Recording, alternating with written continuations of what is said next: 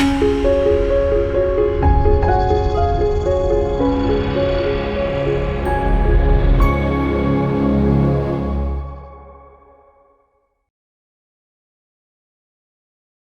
మాత్రం. నేను మీ journalist Navata. Welcome to our voice. Trump పిచ్చోడా, ప్రమాదమా? అతనిది వ్యూహమా, వెర్రితనమా, లేక మాయాజాలమా? రిచర్డ్ నిక్సన్, స్టాలిన్, హిట్లర్ లాంటి వాళ్ళు ఇలాగే ఉండేవారు. పొద్దున్నే లేచి ట్రంప్ మాట్లాడిన మాట వింటే ఇవాళ ప్రపంచం ఎటుపోతుందో ఇతగాడికైనా తెలుసా అనిపిస్తుంది.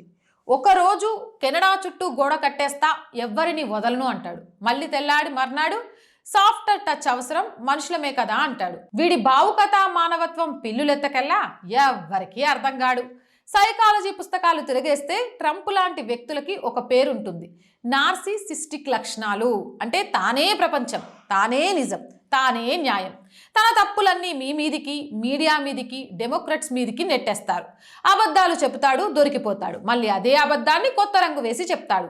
భయం, అనిశ్చితి, కన్ఫ్యూజన్. ప్రజలు అయోమయంలో ఉంటే బలమైన ఆధారం కోరుకుంటారు. అదే మ్యాడ్ మ్యాన్ థియరీ అన్నమాట. వీడు నిజంగానే పిచ్చోడా, లేక పిచ్చోడిలా నటిస్తున్నాడా అని కూడా చాలామంది డౌట్ పడుతూ ఉంటారు. ఆ డౌట్ చుట్టూ ఉన్న వాళ్ళని భయకంపితులను చేస్తోంది. ఇలాంటోడు బాగా కనిపించినప్పుడు పొగట్టం ప్రారంభిస్తారు. ఆ గ్రాఫ్ కూడా మెల్లగా ఆ పిచ్చికి లోనై విధానాలు అమలు చేస్తూ ఉంటారు.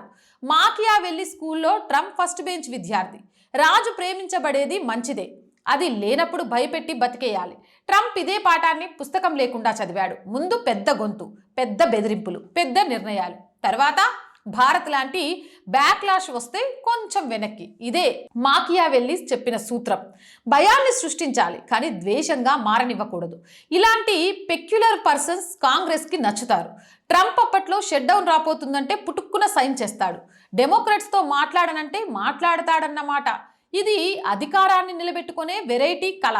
మాకియావెల్లి ఇంకోటి కూడా చెప్పాడు, నైతికత పాలకుడికి లగ్జరీ, అధికారం అవసరం. ట్రంప్ అదే ఆచరిస్తున్నాడు. మనకిది నచ్చకపోవచ్చు, కానీ ఇది రాజకీయ సత్యం. సంతోష్ ఆర్ట్ ఆఫ్ వార్లో చెప్పిన దాన్ని బట్టి ఆలోచిస్తే ట్రంప్ యుద్ధం చేయకుండా గెలిచే యత్నం చేస్తున్నాడా అనిపిస్తుంది. బలంగా ఉన్నప్పుడు బలహీనంగా కనిపించు, బలహీనంగా ఉన్నప్పుడు బలంగా నటించు అంటాడు ఆర్ట్ ఆఫ్ వార్లో. ట్రంప్ చేసే ప్రతి యూటర్న్, ప్రతి మాట మార్పు ఏదో లాభం తెస్తుంది. లోపల వాళ్ళకి అది తెలుస్తోంది. ఇమిగ్రేషన్లో ఒకరోజు ఉగ్రరూపం, మరో రోజు మృదువైన స్వరం. ఉక్రెయిన్ విషయంలో ఒక స్టాండ్, ఇరాన్ మీద ఇంకో స్టాండ్. ప్రపంచం మొత్తం ఇలా చేస్తున్నాడు అని తల పట్టుకుంటుంటే అదే ట్రంప్ గెలుపు. అనిశ్చితి ప్రత్యర్థిని బలహీనపరుస్తుంది. కానీ ఇలాంటి పనుల వల్ల షార్ట్ టర్మ్లో లాభం వస్తుందేమో, కానీ లాంగ్ టర్మ్లో నమ్మకం నాశనం అయిపోతుంది. సంస్థల మీద విశ్వాసం పోతుంది. తాత్కాలిక విజయాలు వస్తాయి, హెడ్లైన్లో ఉంటారు. భయం ప్రపంచం మీద పనిచేస్తుంది కూడా, కానీ భయం పనిచేయని చోటు ఒకటి ఉంది, అదే భారత్. మోడీ ట్రంప్ని నాడి పట్టుకున్నాడు. మనం నిశ్చింతగా ఉండొచ్చు. మనం చాణక్యుని వారసులం, తొక్కి నారతీస్తాం. అవునంటారా, కాదంటారా? మీ అభిప్రాయం ఏంటి? కామెంట్ సెక్షన్లో పెట్టేయండి.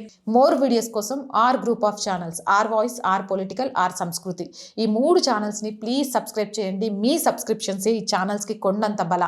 ప్రతి వీడియోని లైక్ చేయండి, షేర్ చేయండి. ఇంకా ఎలాంటి వీడియోస్ చేస్తే బాగుంటుంది అనేది కామెంట్ సెక్షన్ ద్వారా తెలియజేయండి.